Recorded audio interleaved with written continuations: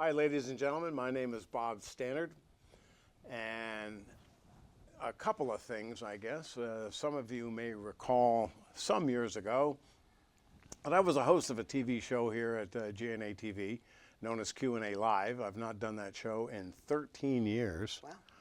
Wow. So I'm very delighted actually to be back here in the studio for what I hope to be a great interview with a longtime dear friend of mine, Gina Coleman. First of all, I'd like to thank GNAT-TV and Tammy Riley and all the staff here for all the great work that they do to keep the community engaged and informed. They provide a huge service for our area and the state of Vermont. The other thing I would like to mention is that I am the new president of the board of the Vermont Blues Foundation. Yes. Show that off. I know. And if you're unfamiliar with the Vermont Blues Society, I would ask that you look at the scroll at the bottom of the screen. And if spirit overtakes you, feel free to become a member of the Vermont Blues Society, because there is a group of people here that are working very hard to keep the blues alive in Vermont, a very important state to the genre. So let me just welcome Gina Coleman here. Hi, Gina Coleman. It's so good to see you again. I'm going to do a little introduction here that I have in front of me.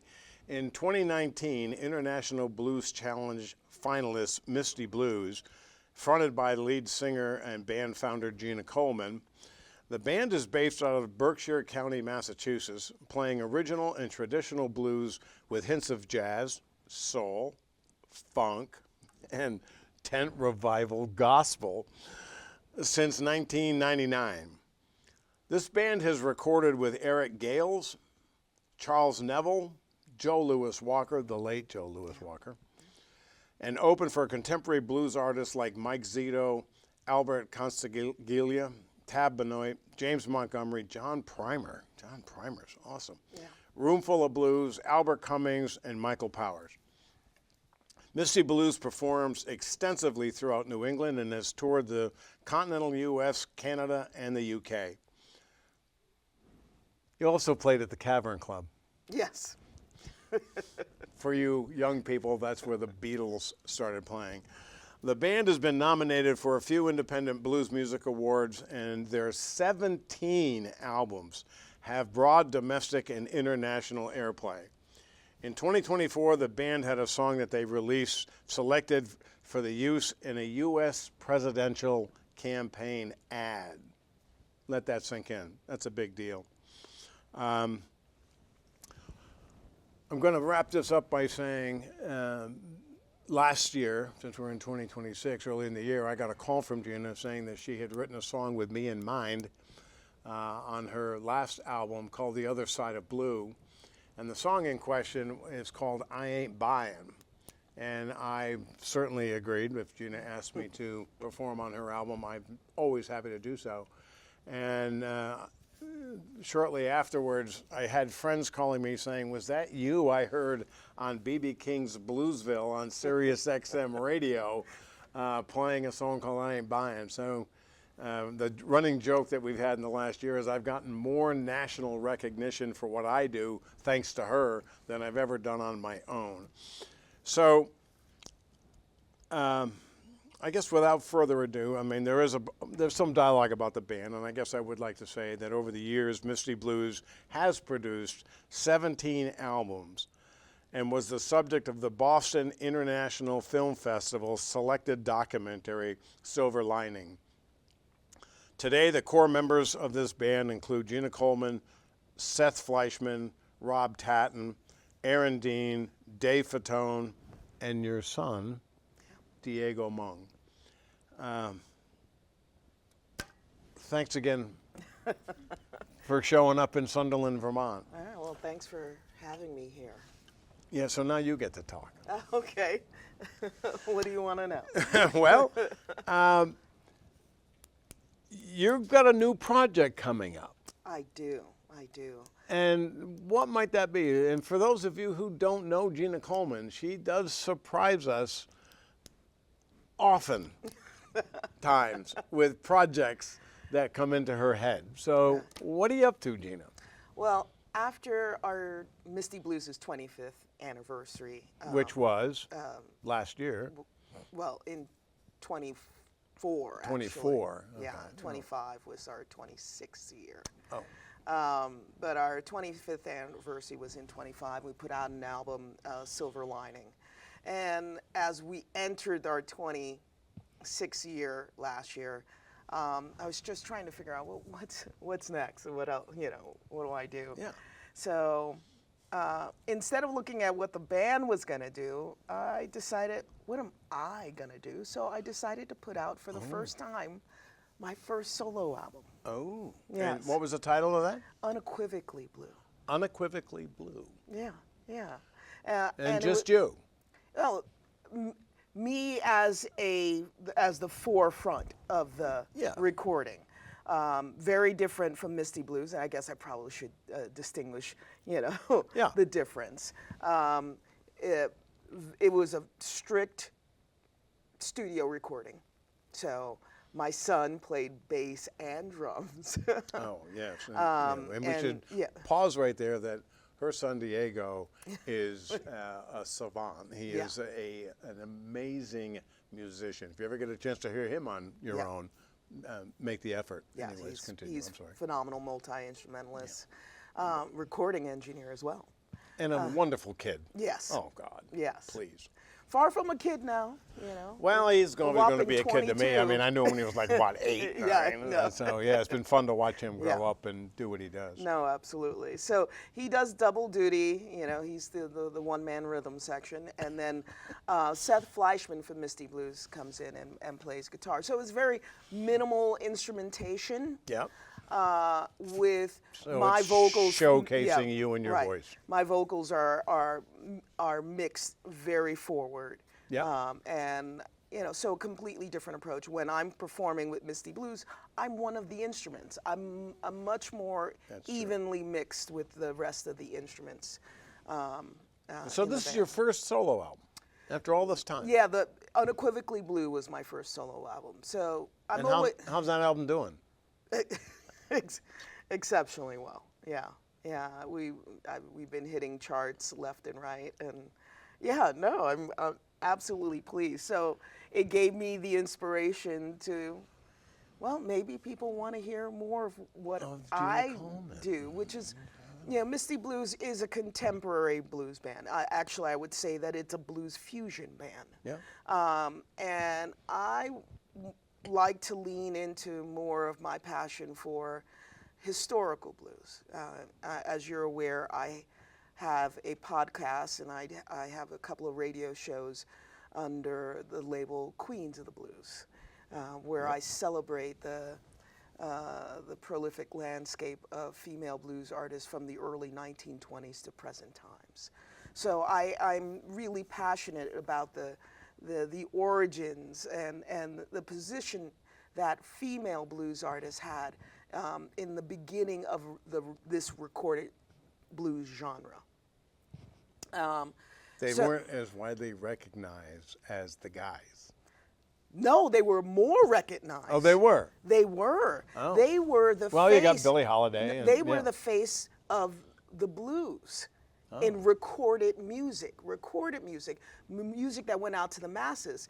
It was less intimidating to put a female artist, African-American artist, in the forefront to the masses than a male. That's why the first mass recorded blues song was like Crazy Blues by, Ma Rainey or Mamie Smith, I believe.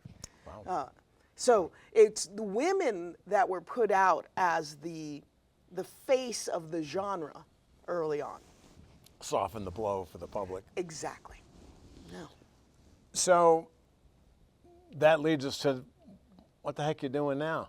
So leaning into that like kind of historical passion of mine, I decided to do a tribute album.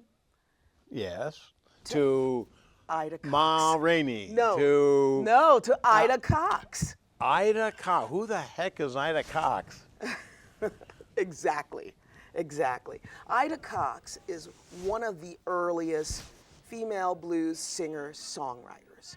You know, there are not that many songwriters in that early group. You do have Ma Rainey. She wrote a lot of her music. She did. Yep. You have Memphis Minnie. Yep. You have Victoria Spivey. Mm-hmm. And then you have Ida Cox. And Ida was... Now, I know those first three names. I know, because they were larger than life. Yes. They had, you know, they had camps around them, you know, management and so forth. And Ida actually didn't. She was unmanaged for most of her career. She was self-managed, let's say. But she was exceptionally prolific. Paramount, she wrote between 1923 and 1929, she wrote over 75 tunes for Paramount Records. Yeah. Wow. Yeah, and it was Paramount. Wow. It was Paramount that dubbed her the Uncrowned Queen. Oh, for heaven's sakes. And that moniker in and of itself is what has drawn me to her. So after writing that many songs and being crowned as the Uncrowned Queen. uncrowned queen, wouldn't we have thought that she would have become more visible to the public? You would think. But, you would think, but these anomalies happen all the time. In fact, that's why I'm so drawn to her, because I feel like our lives are on similar paths. But me as a contemporary blues artist, I've written over 150 songs. oh, for heaven's sakes. And although I am known, I'm known in the blues world, I'm not a household name, you know. Not And yet. Stay tuned. Are you watching out there? I'm fortunate. I am known by a lot of folks who have heard my music, Yeah. like through Sirius XM radio. Yeah. You know, the Bluesville station, which has a wonderful, you know, listenership. While we're on there for just a second, you Sure. do have a big fan at B.B. King's Bluesville on Sirius XM, and that would be Big Lou Johnson, who was the voice of Yes. B.B. King's Bluesville. Yes. And early times. And Early Times, who Yeah. we had the pleasure and privilege of playing with him Yeah. at one of your gigs. Lou and I talk frequently, and he speaks very, very highly of you. He really likes you and what you're doing, and Oh. he admires your tenacity to force your way into the blues world. I know. I know. Is that a good way to put it? I Sure. think that's the Bulldoze, only way should I to- use bulldoze yeah. your way in? I just never say, you know, never accept no. That's the only way to get ahead, I Yeah. think. The only Yeah. way to get ahead. So Ida's discography,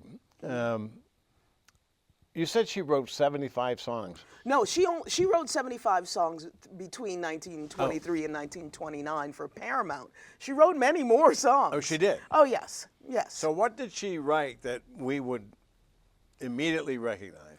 She wrote probably one of the first feminist anthems ever written. Oh. Wild Women Don't Have the Blues. Why women? Wild. Oh, wild women. Wild women don't have the blues. Yes. Yeah, that's probably true. And many people have covered that song. Have you covered it? I have not. No, I have not yet. I have not yet. You know, Cyndi Lauper covered it. I believe on an album, a 2010 album of hers that was nominated for a Grammy. You know, I guess you can Google me, I guess. Yeah. Which I would highly encourage you to do, by the way. No, don't do that. You're going to pop up anyway. Gina Coleman is going to pop up, no question about it. So you talked a minute ago about your connection to Ida, and that your connection, you feel as though you were both sort of at that level, but she never quite got past it. Yes. I mean, yes, there are a lot of people who know of Ida Cox. I don't want to say that she was like completely forgotten. Yeah. But I would She say was overshadowed. she was completely overshadowed. Yeah. Yeah. And I mean, there were things that she did. I'm sure that there were opportunities for her to take on management, but she chose to do her own stuff.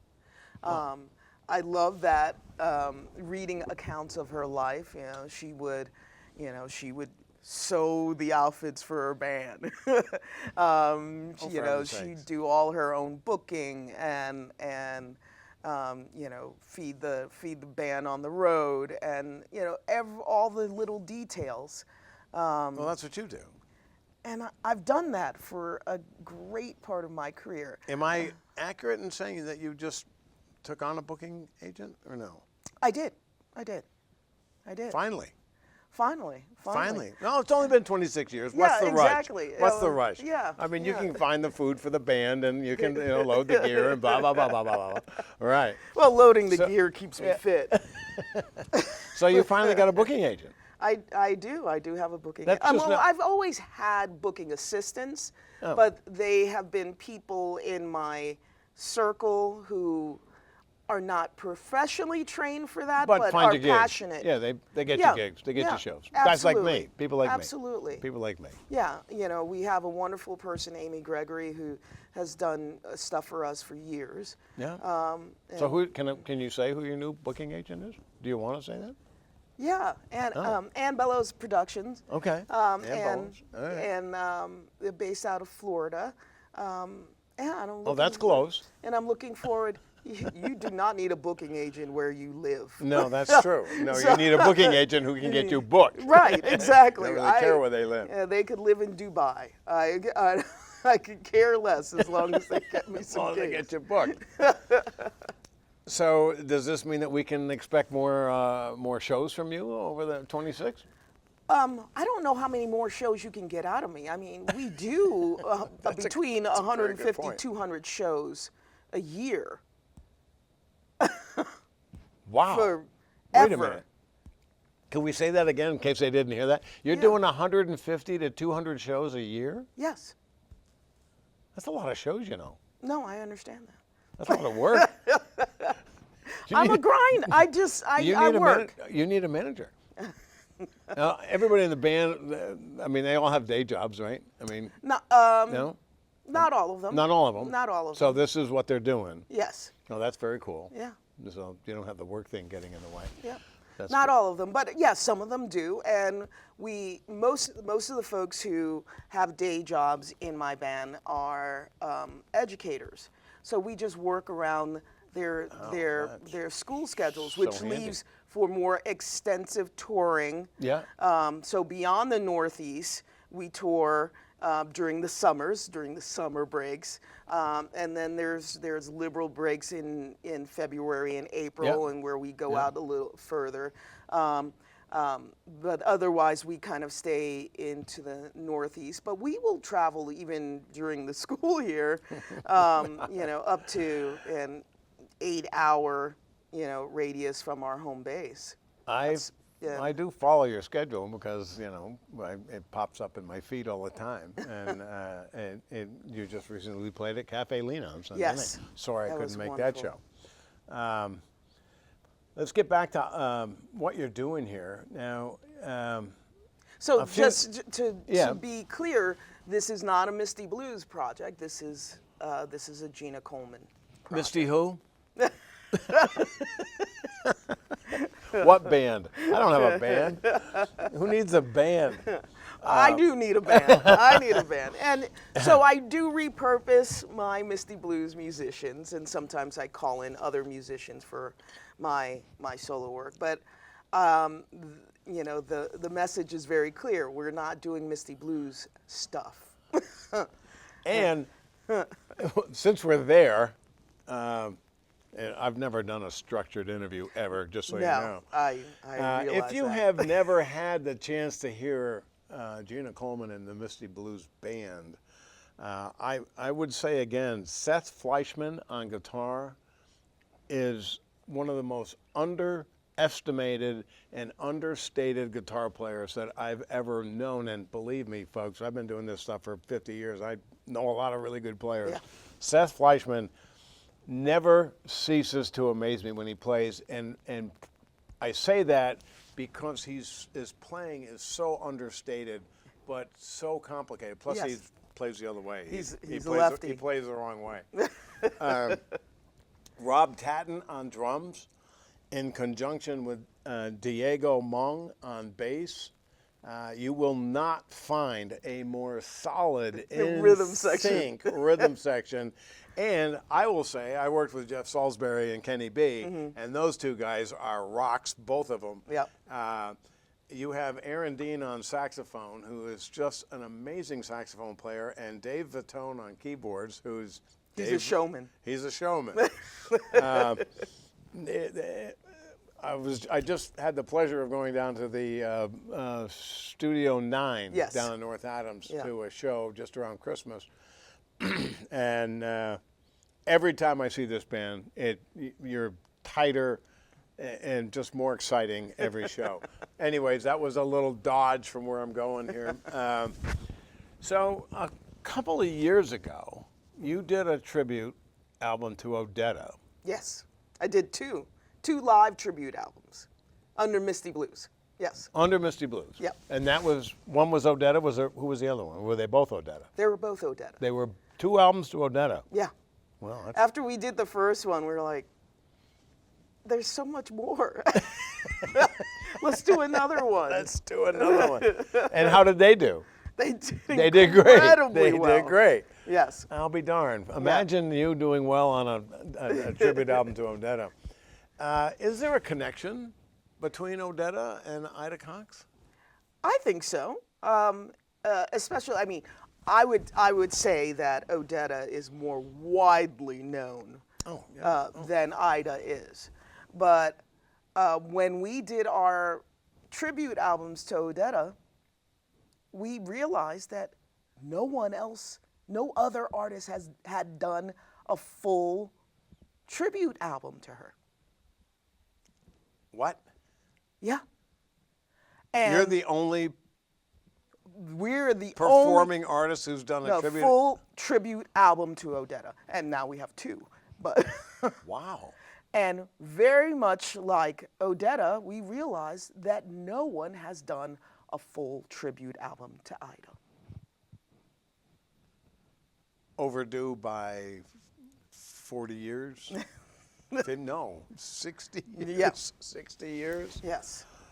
So That's insane. so I and love that's how breaking these- new ground. That is how these fabulous artists of the past who didn't rise to the level of Ma Rainey, you can't say she fell through the cracks, No. but she didn't rise to that level, and they never would if somebody like you didn't come out of the woodwork and say, wow, Yeah. why aren't we talking about these people? I mean, there are many artists who have covered like her biggest songs, like "Wild Women Don't Have the Blues," or That's not the same. but that's not the same as a full tribute album. No. No, that's No. taking one of her songs Yes. and you doing it the way you would do it. Not Yep. you personally, but Yep. Cyndi Lauper Yeah. does it the way she does it, Yep. and she puts her own tag on somebody else's material. Yeah. That's not what you're doing here. Well, I'm doing Ida's the way I hear Ida's, Understood. but it's But an you're not taking entire- a song yeah. and throwing it into the mix No. with Misty Blues. Exactly. You are taking Gina Coleman Yeah. and delving into the world of Ida Cox Yes. and doing your best to portray her in a tribute album. Absolutely. Wow, I think there'll be 2 of them. Well, let's see how well this one goes. Let's see how we do. Who's helping you do this? Well, my son Diego, Oh, big surprise there, folks. and I have tapped him, or rather, he's agreed to be my recording engineer on this album. So he is going to record the album, and then it's being mixed and mastered by Ronan Chris Murphy, who... Is that Studio 9? No. No. No. No. No. Ronan Chris Murphy has done... He was the producer and mixing engineer and mastering engineer for my first solo album, Unequivocally Blue. And he is, you know, just really highly regarded. He's done a lot of King Crimson's albums. Yeah. Wow, there you go. And where's he from? Where do you got to go to do this? We just have to send him the recorded tracks and he does his magic. So you can record this in your living room? Yeah, we can record it anywhere. Yes. Or at Seth's house? Yep. I've recorded it at Seth's house, by That's the way. right. Well, you haven't recorded. We do have our own studio in our home. Wow. Yeah. Do you really? Yes. Pardon me for not being surprised. That makes sense that you would have. Yeah. So you can record right at home. Right at home. Well, how handy. Yeah. Yeah. I can record everything in my pajamas. That's great. By the way, if this was a podcast, I would be in my pajamas, but I wore a really nice jacket for this interview.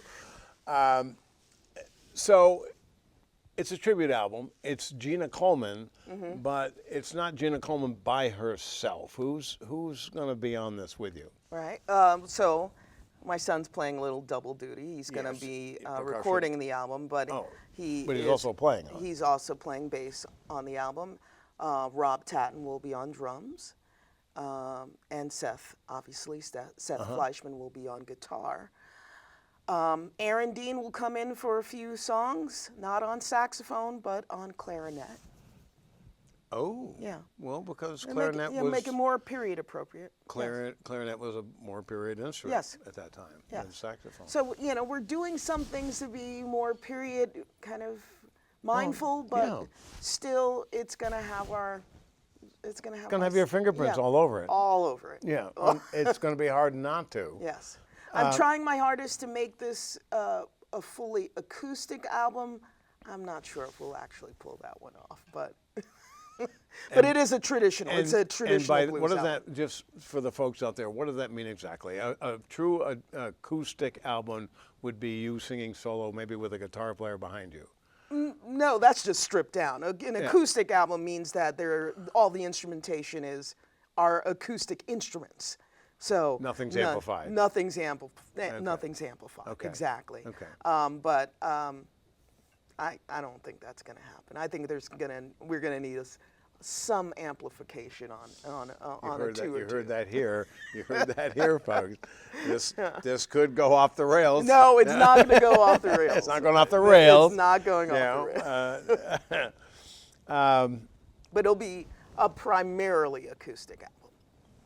So, in the past 17 albums over 26 years, as I said in my intro, you have had the privilege and pleasure of teaming up with some incredible artists that are out there. Eric Gales and Charles Neville. Actually, I did play with Charles Neville a couple of times. Guy was wonderful. Yeah, he's a wonderful man. Is there going to be anybody else on this album besides Gina Coleman that you can actually divulge? I have been in discussions with John Tavius Willis. Whoa! Yes. And it's funny when I called him, because we're friends, I called him and I'm like, I pitched this idea. He's like, Ida from Toccoa? Oh, I was just talking about her. And he just, are you gonna do something from the Graveyard series? And he just went on, and I was just like a schoolgirl giddy that someone knew as much about Ida as I did. And so I think that's gonna work out. I'm crossing my fingers. But we had him here in Vermont a year ago. Oh, really? Oh, he sold out. He's absolutely incredible artist. Oh my God! So that could be. Anybody else? I mean, that's kind of starting from the top and working your way down. Well, no. I mean, I have some other folks that I have pitched for some featured work, and I'm just waiting to hear back. But I'm not one to sit on. I'm not going to hold back a project. Waiting for somebody to Yeah, make their mind that's up. just not not how I work. So Spoken like a true band leader. yeah, that's You're not either how in or in the way. I know.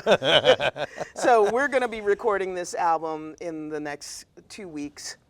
Okay, so you are coy enough not to divulge who might be on this album. Yeah. So your dream come true. Do you have any wish lists of people that you'd really like to have on this album? Oh yeah. Well, there's always, you know. And that would be? Well, I would love to have like a Rhiannon Giddens. Ooh. And you know, because she is equally passionate about bringing kind of lost American music to the forefront. Okay. Another artist, like in that same vein, in terms of really looking back and bringing some gems to the forefront, or working with older artists and bringing their music back to life, Jack White. Ooh. Yeah, I mean, interesting. I always think Maybe we can send them a copy of this interview. I think so far outside of the box when it comes to you know, blues music and featuring other artists. You don't have to be a blues artist per se for me to think of you as an appropriate person for a particular song or another. By doing that, you create your own box. Right? Yeah. That's how you create your own box. You Yeah. think out of the box that you're in. Think out of the box that you're in, Yeah. and you create a new box. And you say, gee, wouldn't it be great if we could get this Yeah. artist or that artist? You know, And- another artist that would be wonderful, you know, the great jazz bassist Marcus Miller. Oh. Yeah. Not that I would call him in for bass, but his first instrument was bass clarinet. Oh, mercy. And wow, wouldn't that be wonderful to have him on bass clarinet? Yes. Yes. Now, do you know how to get a hold of these people? I mean, you have a one point of separation Kevin Bacon thing going on here? I doubt it. Okay. And Here's that was, wait, I and got that- another. and I got that another was- bucket wait, list. That would stop you? Why? No, Just no. yeah. Okay. Go ahead. Another bucket list. Okay. Derek Trucks. I'm a huge Tedeschi Trucks fan, and his guitar playing. I would love to see him on, you know, a national guitar, just, you know, doing idol. 1-800 Yeah, doing Derek Ida well. Trucks. Are you around, Derek? Yeah. Yeah. So yeah, those. Well, find these people and reach out to them. You know, well, I also have a timetable, so these people aren't folks who generally are able to Understand? Yeah. I understand. drop everything and But lay a stem. You down never for know. me. You It never could know. be Derek says, "Hey, half the band's got COVID. I'm not doing anything. You know, I can do this from my living room and send it to you." Yeah. Right? I mean, that's how we did Joe Louis Walker, right? Yeah. I mean, I had the distinct privilege of being on an album of Gina's with Joe Louis Walker. Yeah. Although I never met the man, I played with him. Yeah. It's transcendentally. But call these people up. Get on it. What are you doing talking to me? I mean, you should be on the phone. Derek, come on, dude. Let's do this. Well, we've just gone through a wish list of artists. That's Yep. quite a big list. So, what's the final message you want to get to the audience out here for this? You know, there are some artists that have had a huge impact on the music that we hear today, and not all of them are household names. And That's true. I would say, I hope my level best that I do idol, you know, right by this project, and You will. and that you give her catalog a listen beyond listening to our tribute of hers. Sure. Yeah. just another ambitious idea from a very ambitious person. You know, I just would tag this that my association with this wonderful human over here on my right was 20 years ago. A guy named Rev Tor was doing a reenactment of the band's The Last Waltz in Dorset, Vermont, oddly enough. And I was asked to play the role of Paul Butterfield, play harmonica and do Mystery Train. And Gina was there doing I Am Woman. And of the 20 some odd people involved in this project, Gina and I were the only two people that showed up for the sound check. And we'd never met, and we're both kind of anxious. Yeah. And I had the pleasure of watching her go out on a stage and do a sound check for I Am Woman. And the first thing that I went through my head was, Bob, you have to pick up your game. This is an amazing singer. And from that moment on, we've been friends ever since. And Thick as thieves. It's been a lot of fun. We've had a lot of fun. I have brought her up to Skeet for Heat gigs, and we've just had an enormous amount of fun over the years. I hope it doesn't stop after this. I hope I haven't ruined it. No. So Gina Coleman will be doing a tribute album or two. We're just doing one just right do now. one for now. To the great Ida Cox. And I haven't even heard a note. No. But I can assure you that this is going to be a great, great project. It's a pleasure to be with you. And always thank you for doing this. This has been a lot of fun. On behalf of Gina Coleman's Music.com. That's right. And the VermontBluesSociety.org. I'd like to thank all of you folks for tuning in, watching this. When this comes out, send it out to everybody you know. That's how this works. All right. All right. Thank you all very much. Thank you again to GNAT-TV here in Vermont for hosting us. And I can't say I'll see you next time because I'm not sure I'm doing this again, but I'm really glad to do it today with my friend Gina Coleman. Thank you very much, Gina. Thank you, Bob. All right.